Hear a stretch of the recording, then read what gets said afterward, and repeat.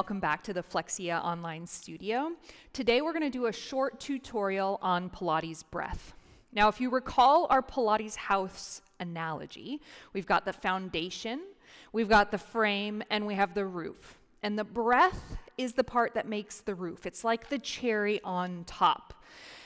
It is the last thing we layer into most of our instruction, and you might hear it as a beginner a lot, and it can feel overwhelming. But I want to explain a little bit about what we mean when we talk about breath in Pilates and reassure you that in the beginning and even as you grow, the most important thing in your Pilates practice is that you breathe. You don't hold your breath. And then you can start to layer in, am I breathing out when they ask, or am I breathing in when the instructor asks? That we can slowly build up to. Now, the breath is really important for a variety of reasons, but I think one of the most interesting reasons is that your exhale actually really helps engage your core more. And so what you feel is your transverse abdominis, which is that corset-like deep layer of abdominals, narrowing as you exhale all of the air out of your body. And that is a natural thing. We don't have to force it. We can sort of feel it and augment it and use the breath to help get an even deeper engagement of your abs. But I think that's one of the really interesting things about physiology is that a lot of this stuff actually coordinates. Your breath can coordinate with your abs, which coordinates with your diaphragms, your pelvic floor, and your respiratory diaphragm. So it's a really cool process. But anyway, enough about that. In Pilates, the important thing is to breathe. And we talk about lateral breath. This is different than yoga breathing. This is different than weightlifting breath patterns or lack of breath patterns.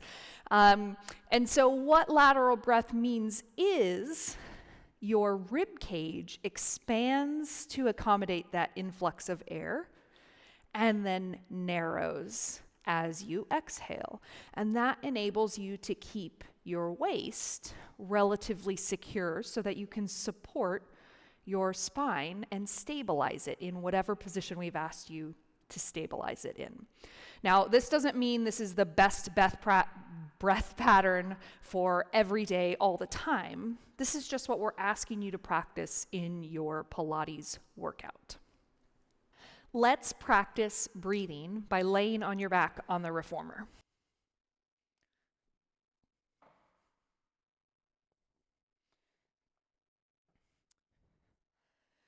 Let's start with your feet on the foot bar. Knees are bent. Support your head if it needs supporting so you can find a relatively neutral spine position. Take one hand, place it on your belly, just over your belly button, and take the other hand and place it in the center of your chest, just over your heart. And breathe normally here, in and out through your nose. And just notice what happens to your hands as you breathe. Does one hand move more than the other? Again, it's not about one is right or wrong. It's just noticing and then being able to make a change deliberately. Now, I want to ask you to try and keep the hand on your chest still, but really move the hand on your belly as you breathe. So go ahead and take a big breath in. Feel that hand on your belly rise as you breathe in. And then exhale, feel it fall and relax. Good. One more time. Moving the hand that's on your belly with your breath and keeping the chest still. Pretty cool, right? Now, let's reverse that. So now, let's try and keep the hand on the belly still. Not clenched. Don't clench your abs. Just keep them still. And breathe in to feel the hand on your chest rise. And feel it fall as you breathe out. One more time. Breathe in. And breathe out. Good. So go ahead and relax. So that's just giving you a short perspective on breath in the belly versus breath in the chest. Now, obviously, forward-backward movement is not lateral breathing. So where does that word lateral, which means side, where does that come in? So when you breathe, your body is going to move in 360 degrees, right? So it's not just going to move forward-backward. It's going to move out to the sides, and even it might press backwards into the mat.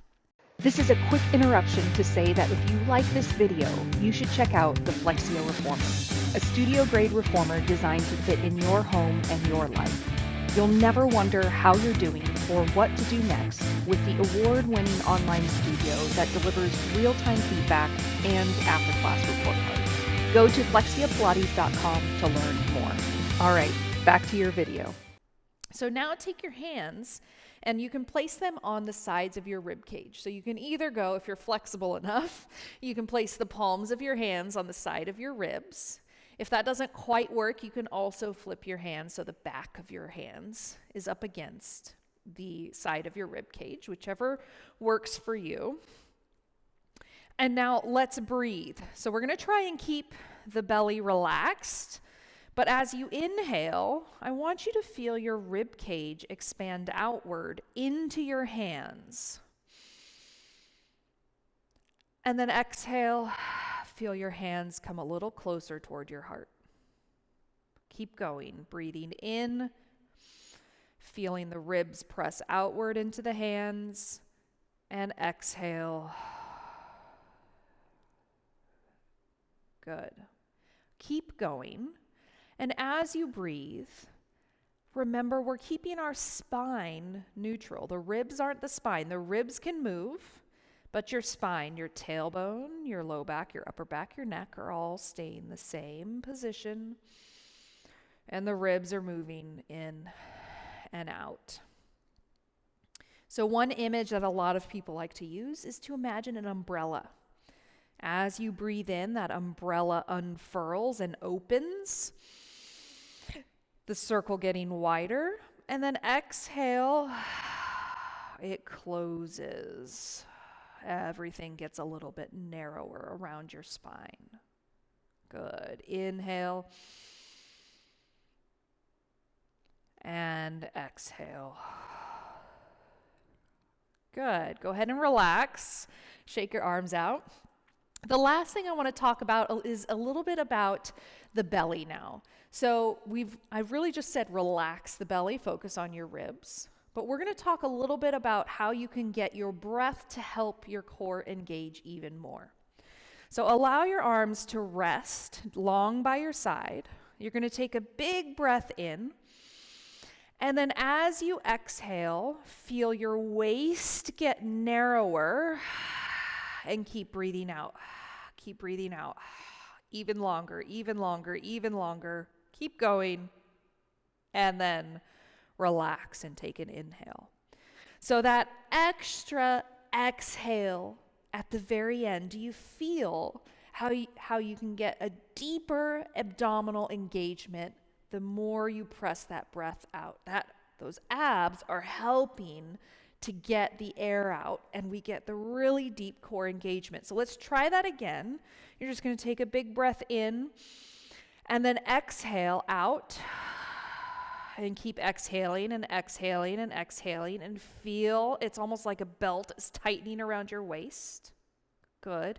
Now keep that engagement deep in your core and breathe in, making the rib cage move.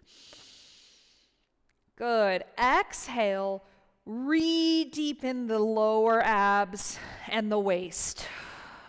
Use the breath out to help engage those muscles. One more time, breathe in, moving the ribs, and then exhale. Feel everything narrow and connect. Good. Relax.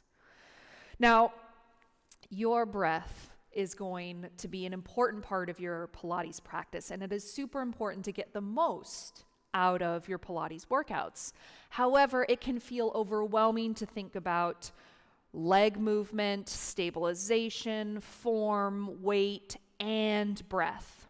So in the beginning, focus on keeping your breath going, so just not holding your breath, and then listen to the instructors cue your breath as you feel like you can add more instruction into what you're doing. And every once in a while, you can come back to this workout, this tutorial, and practice the Pilates breath so that you can then take it back into your classes. And that cycle will slowly build up how well you can control your breath and how deep you can get into each Pilates exercise. Thanks for joining me today. I'll see you in the next tutorial.